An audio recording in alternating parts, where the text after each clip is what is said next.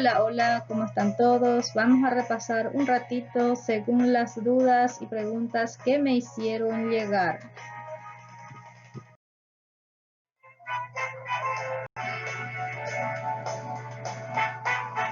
Bueno, la diferencia entre lista de cotejo y escala de apreciaciones.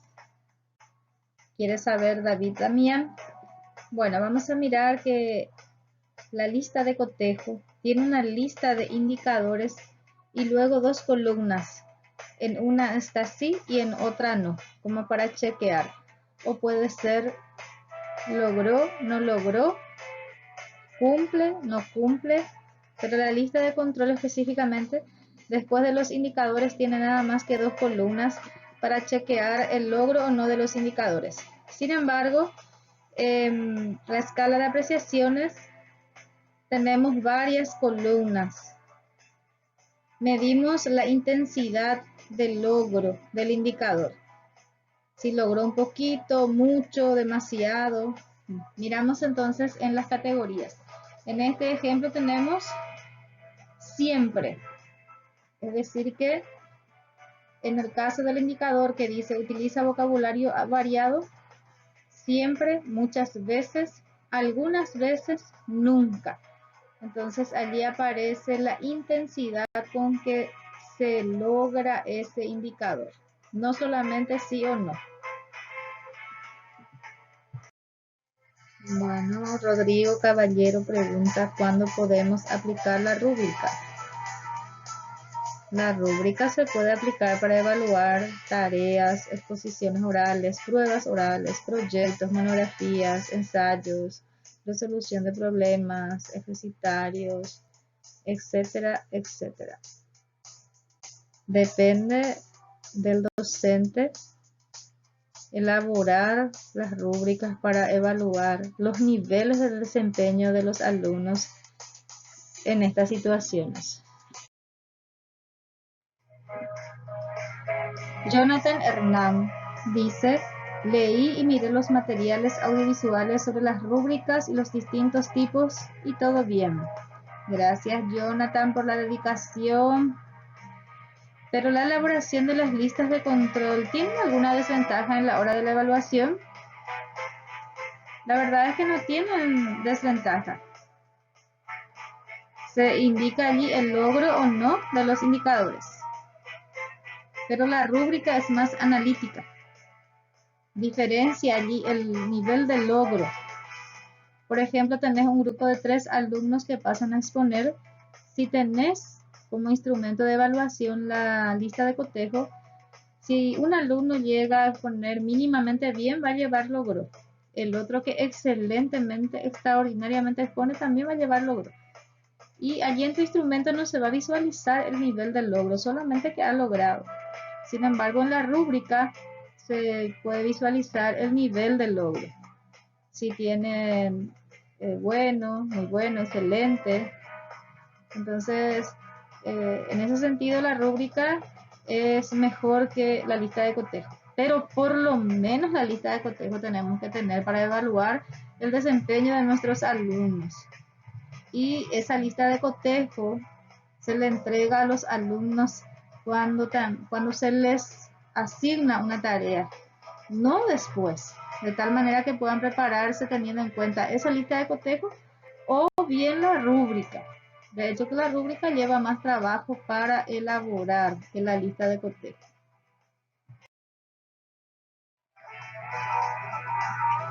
Sonilda Fleitas pregunta, ¿cómo se logra sensibilizar al alumno para completar la bitácora? Bueno, y así como hacemos todo lo posible para persuadir, para convencer, para motivar a nuestros alumnos para que estén en nuestra clase, para que estén trabajando, así también este momento de evaluación es una tarea más que tienen que hacer y sobre todo tienen que ver la importancia, la utilidad de este instrumento. Que ellos tienen que hacer un análisis, completan en forma breve, no les pidamos un trabajo largo, tiene que ser breve. Y lo que ellos completan allí, el docente lleva a leer y tiene que hacer un repaso, una aclaración de las dudas posterior a eso. Por eso es una información útil lo que contiene la bitácora. ¿Y cómo el alumno sabrá que su evaluación lo está realizando correctamente? Pues justamente el docente tiene que dar esa respuesta, no llevar y después nunca más noticia de ese trabajo. La próxima vez los alumnos no van a querer responder porque no le van a encontrar utilidad. Y otra cosa, podemos darles también indicadores de evaluación para ese trabajo.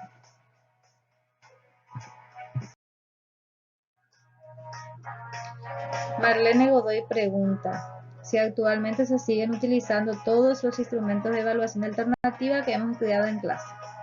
Sí, Marlene, todo eso se utiliza y mucho más, porque tenemos variadas actividades que evaluar y cada instrumento se ajusta a la evaluación de ciertas capacidades. Si es que nosotros le damos a nuestros alumnos para exponer, tenemos que tener el instrumento donde registrar esa exposición, el logro o no de los indicadores.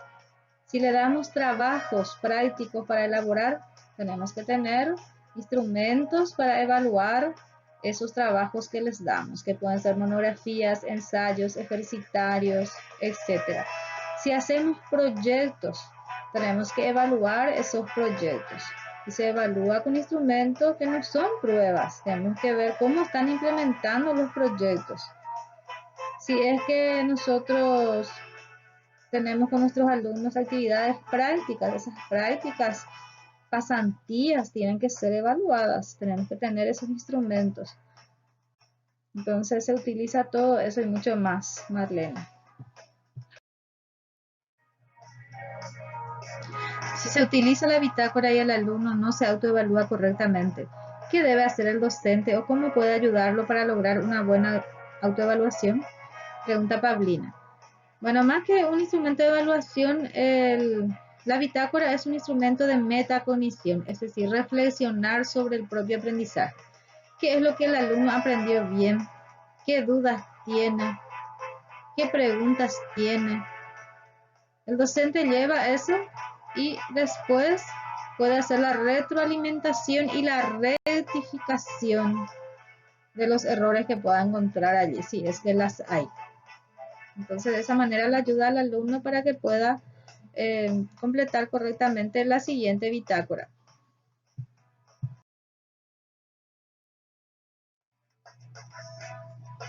Rosana pregunta si estos instrumentos de evaluación se pueden utilizar en todos los niveles de la educación. ¿Sí? Se puede utilizar y se debe utilizar, porque estos son instrumentos basados en la observación y análisis de tareas. Entonces tenemos que evaluar el desempeño de nuestros alumnos y la evaluación de los trabajos de nuestros alumnos, de los trabajos asignados en nuestra materia. Por lo tanto, necesitamos elaborar instrumentos de evaluación y eso en todos los niveles, solo que se adapta al nivel y a la naturaleza de la asignatura que enseñamos. Bueno, a ver qué dice Mariela Benítez.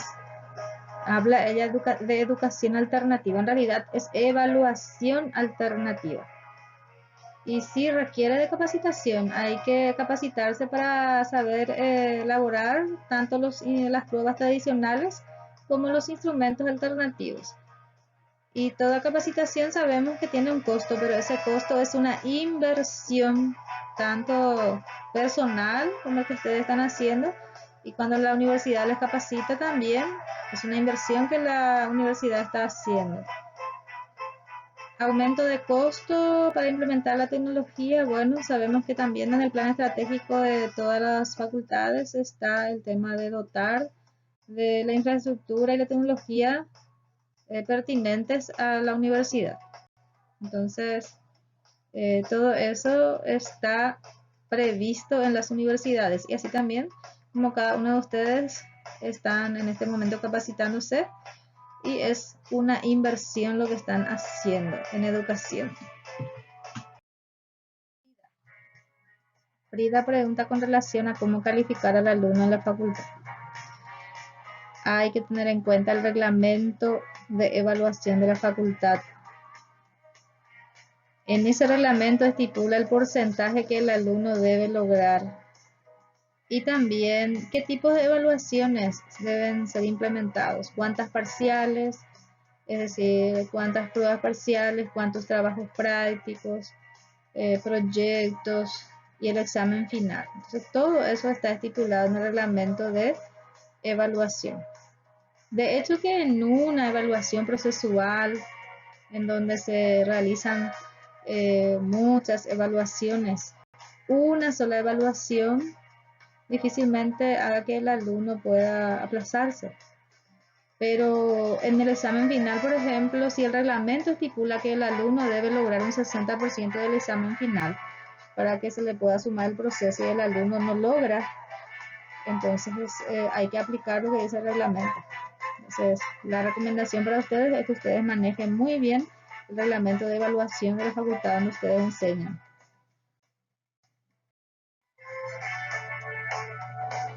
Delicia pregunta, ¿cuántos instrumentos puede usar el profesor? Delicia, el profesor va a utilizar todos los instrumentos que necesite. Si es que necesita aplicar pruebas, ahí ya tiene un instrumento. Si es que tiene trabajo para corregir, tiene otro instrumento. Si va a evaluar exposiciones, otro instrumento. Si va a recibir trabajos prácticos, otro instrumento. Bueno, todos los instrumentos que necesiten. No hay una limitación en cuanto a la cantidad.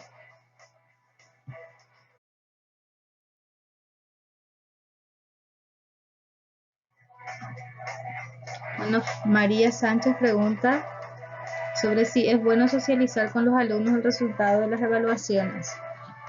No solo es bueno, es buenísimo, porque la evaluación es educativa. También es un momento de aprendizaje. De los aciertos y sobre todo de los errores se aprende muchísimo. Evaristo pregunta si es necesario utilizar estos instrumentos que estamos estudiando o solamente podemos quedarnos con las pruebas tradicionales en las universidades. Y actualmente ya no podemos quedarnos solamente con las pruebas escritas. Existe la necesidad de aplicar otros instrumentos para evaluar el desempeño de nuestros alumnos. Tenemos que sí o sí tener los registros de los trabajos, por ejemplo. Tenemos que tener el registro de las exposiciones, de los proyectos y de muchas otras actividades. Por lo tanto, no solamente podemos quedarnos actualmente con las pruebas.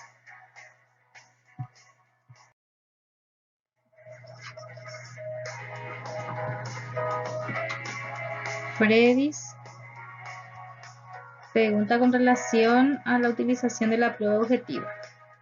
Si no están bien preparadas o se utilizan como método exclusivo de evaluación, las pruebas objetivas pueden condicionar negativamente los hábitos de estudio de los alumnos. Si utilizamos siempre pruebas objetivas y sobre todo si elaboramos mal o solamente evaluamos el nivel más básico que es memoria, entonces con razón vamos a estar fomentando hábitos de estudios negativos.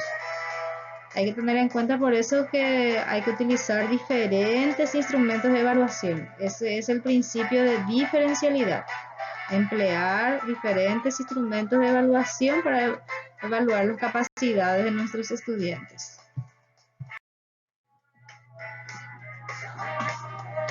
Snilda pregunta sobre la evaluación que aplica el docente. Si varía con cada materia o es la institución la que presenta la forma de evaluar a sus alumnos. Por un lado, la institución presenta su reglamento interno en el cual establece las etapas académicas, el porcentaje exigido, cuántas evaluaciones sumativas se aplican, pero la evaluación también, de acuerdo a la naturaleza de la asignatura, se aplica.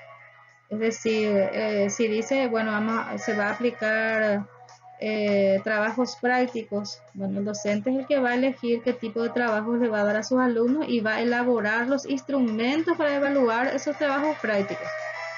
Tantas pruebas escritas, bueno, el docente es el que va a elaborar el examen y va a decidir qué tipo de ejercicio va a incluir en ese examen. Y con relación a los instrumentos como lista de control y compañía, es el docente el que va a elaborar de acuerdo a los trabajos, a los proyectos que elabore, que lleve, que implemente con sus alumnos. Diego Chaparro pregunta si las clases presenciales son más efectivas que las telemáticas. Las clases virtuales tienen sus ventajas y también sus desventajas, así como las clases presenciales. Pero hay un aspecto muy importante que hay que tener en cuenta. El alumno que demuestra interés, responsabilidad y disciplina en ambas modalidades aprenderá mucho. Solo que ahí hay unos cuadros que te dejo, Diego, para leer, para analizar esta pregunta. Y quiero recalcarte que no forma parte del tema de metacognición de la bitácora. Saliste del tema. Pero muy interesante también. Liz Ana pregunta sobre cómo serían las clases presenciales, si hubieran sido presenciales nuestras clases y cuál sería la experiencia de campo que íbamos a hacer.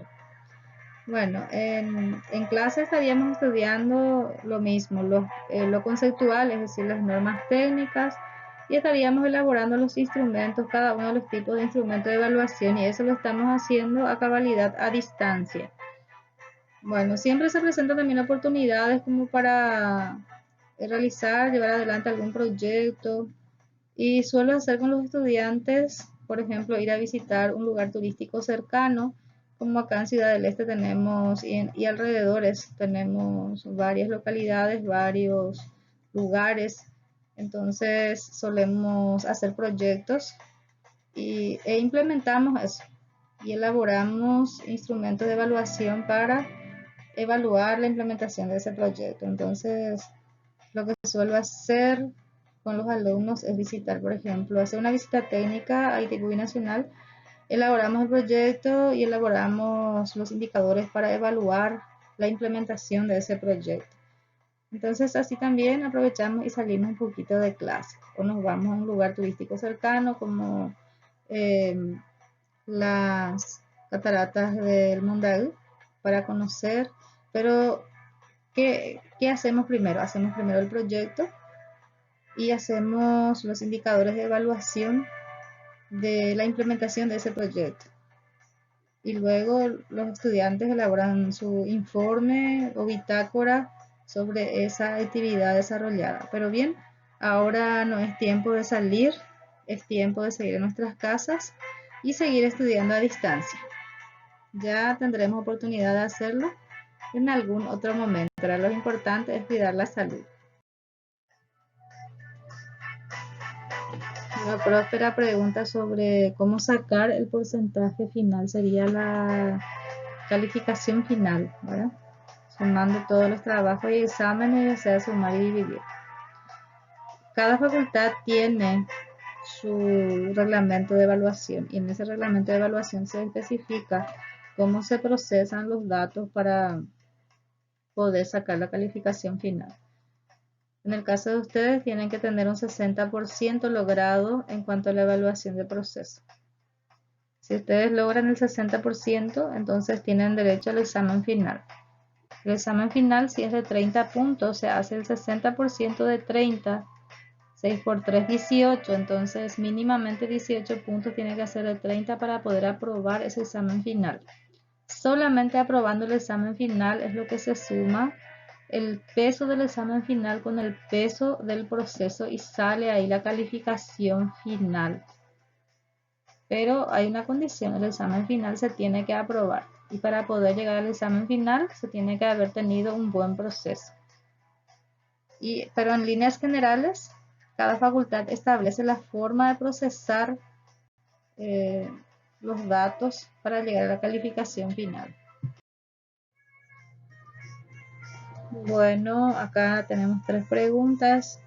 Si se puede utilizar como guía de clases dentro de una asignatura de alguna carrera, no. La evaluación alternativa no es guía de clase. Guía de clase es la planificación de la asignatura. de planificación semestral, anual o diaria de clases. Esa es la guía de clases. Y el instrumento de evaluación que se va a implementar forma parte de esa guía, forma parte del aspecto donde dice evaluación, donde el profesor determina de qué manera va a evaluar su clase. Allí sí. La siguiente pregunta dice si se puede considerar para la elaboración del diario ideas como lo que me intriga es, una pregunta que quiero hacer es, otro punto de vista es, estoy confundido acerca de, entonces significa que sí, todas esas ideas son válidas para implementar dentro del diario de clase. ¿Por qué surgen en la actualidad estas evaluaciones? ¿Dónde se originó para que nosotros tomemos estas medidas? Bueno, en la actualidad nosotros utilizamos un montón de instrumentos de evaluación, responden al principio de diferencialidad y al principio de integridad también, integralidad. Porque estamos trabajando en un paradigma en el cual el alumno es protagonista, en donde tiene que ser activo, desarrollar proyectos, realizar varios trabajos, aparte de que seguimos aplicando las pruebas que son tradicionales. Entonces hay un cambio de paradigma. En el paradigma tradicional, el profesor era protagonista, entraba y daba clases magistrales y el alumno estaba en forma pasiva. Al terminar la etapa le tomaba un examen y ya está.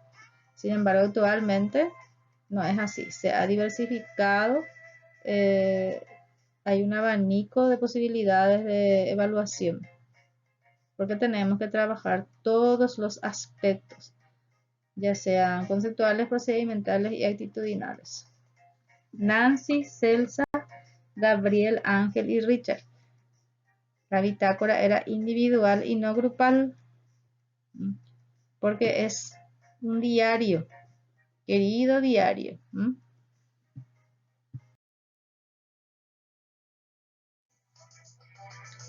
Bueno, con relación al examen final, nuestro examen final va a ser una prueba objetiva en la plataforma Moodle.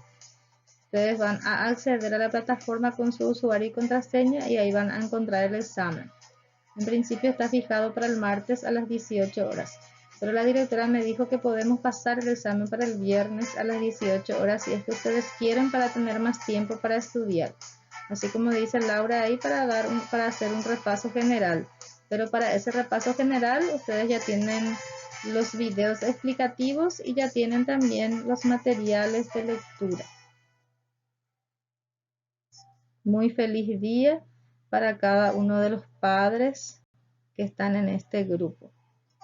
Que tengan un feliz día y una feliz semana para todos.